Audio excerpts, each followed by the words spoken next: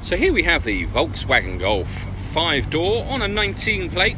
I'm going to start off by showing you around the outside of the car, and then we'll hop in and run through some controls on the inside.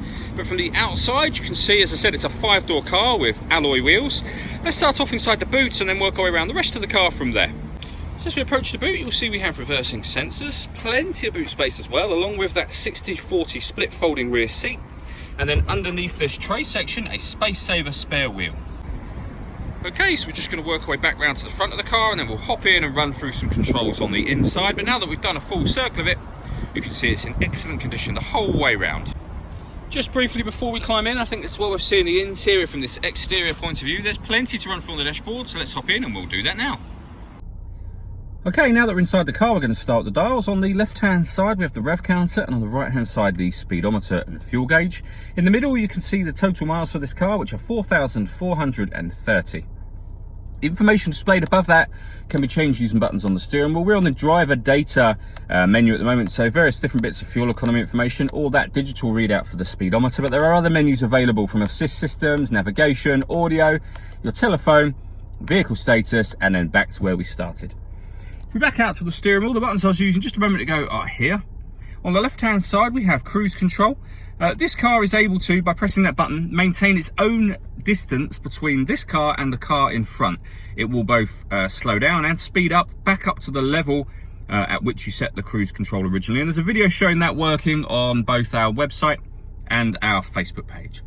Over in the middle, we have the touchscreen for the car. So firstly, when it comes to radio, this car's got DAB, FM and AM.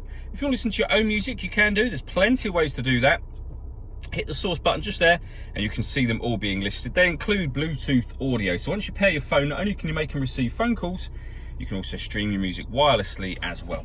If I pop the car into reverse, you'll see that we have a full colour reversing camera with guidelines showing you what direction the car is headed in relation to the image you see on the screen. This car's also got satellite navigation. There's a full video showing that working on both our website and our Facebook page. The air conditioning, so you set the temperature, fan speed, direction of the air. That button will turn the air conditioning on, so it's on now or off again.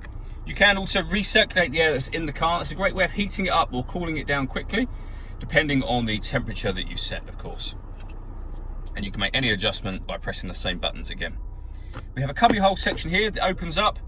Inside there we have the USB input. We then have a 6-speed manual gearbox. This button turns off the parking sensors. And then to the left of the gear lever, we have these two. This one turns off the stop and start. So this car is designed to cut out when it's stationary in traffic to save you fuel. That button turns that system off. This button will change the driver mode setup of the car. So you can have it in eco, normal, sport, or individual. And under individual, you can change the different categories as you can see on the screen there. All that leaves me to say is thank you for taking the time to watch this video. If you'd like to come and see the car in person and have a test drive, please feel free to call any of our MJA sites. We'd love to hear from you soon.